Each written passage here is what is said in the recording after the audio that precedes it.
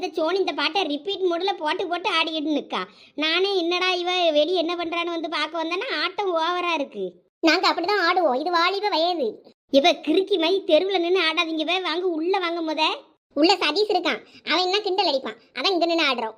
ஆமாம், தெருவில் நின்று ஆடுனா யாரும் பார்க்காண்டாவே, யாரும் கிண்டல் பண்ண மாட்டாவ. உள்ளே ஆடுனா தான் கிண்டல் பண்ண போறவ. ஒழுங்கு மரியாதை உள்ளே வாங்கலாம். அந்த கிறுக்க வேற உள்ளே என்ன பண்ணுறான்னு தெரில.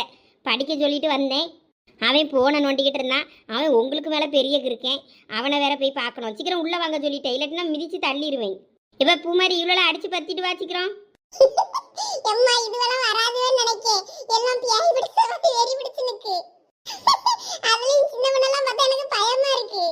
இன்று ஆடலும் பாடலும் கச்சேரி நடைபெறுகிறது. வாங்க அனைவரும் சிறப்பாக பார்த்து கண்டு கழிக்கலாம்.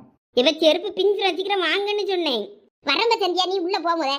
என்ன நீ வச்சுக்கிற வந்து தொலைங்க, நான் போறேன்.